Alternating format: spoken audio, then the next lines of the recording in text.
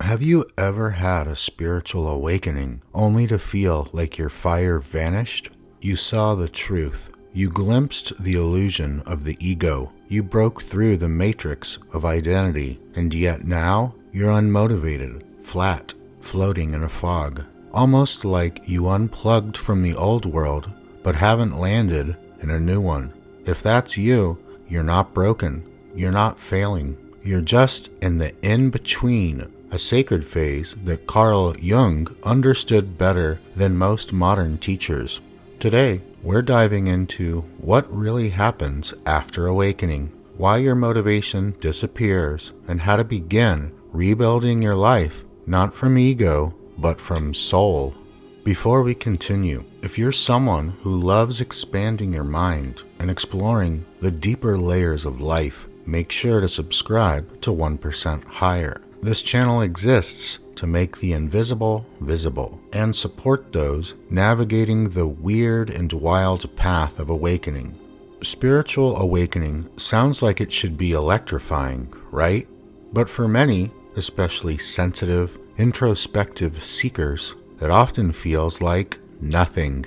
One day, you're reading Eckhart Tolle, meditating, having profound realizations, and the next, you can barely get out of bed. You don't care about your career, your goals, or your big plans anymore. Here's what most people miss. Awakening isn't a high, it's a death. The death of the ego, of the persona you spent years constructing. The mask falls away, and without it, your old motivation disappears.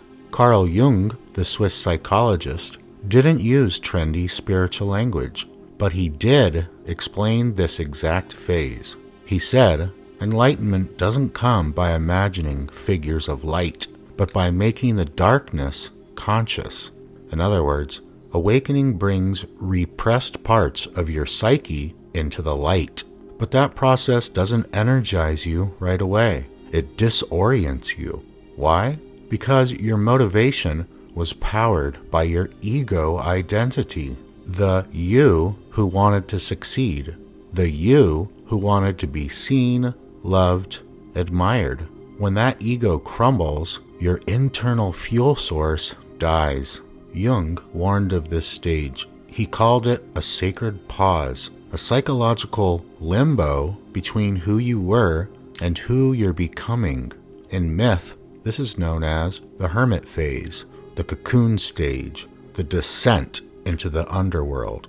You're not depressed, you're dissolving, just like the caterpillar becomes goo before it becomes a butterfly. You're not meant to hustle here, you're meant to listen. Let's break this down simply. Step 1. The ego identity cracks. You wake up from the dream of who you thought you had to be. You stop chasing goals that were never really yours. Step 2. The motivation collapses. Without the ego, the to-do lists, ambition, even morning routines start to feel meaningless. Example, you used to hit the gym for validation. Now, you just don't care.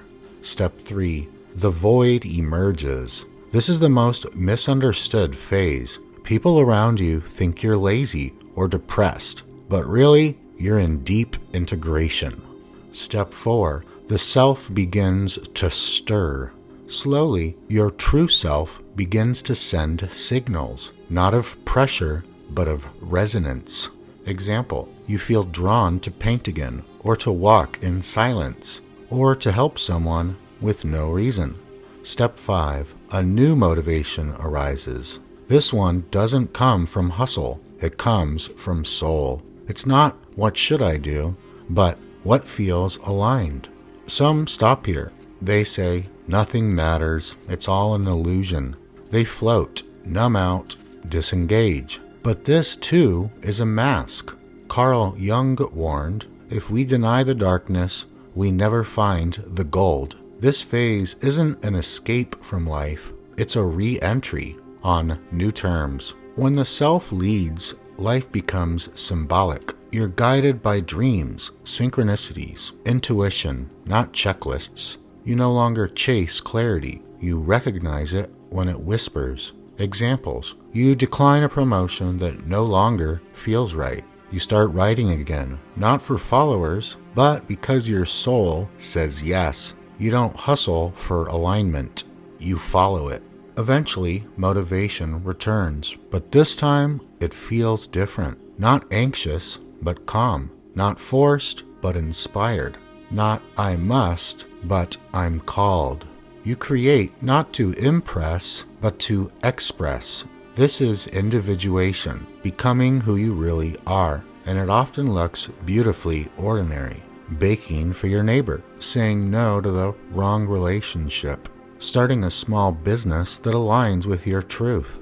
If you've been feeling lost, numb, or weirdly unmotivated after awakening, it's not a failure. It's a rite of passage. Carl Jung saw this not as pathology, but as transformation. You're not at the end, you're at the beginning of becoming. So ask not, how do I get my old motivation back? Ask, what new self is trying to emerge through me? Let it. If this spoke to you, share your story in the comments. Let's name this phase together so no one walks through it feeling alone. And if you want more soul-centered insights on awakening, Jungian wisdom, and real-life transformation, subscribe to 1% Higher, because awakening isn't the final step, it's your first real one.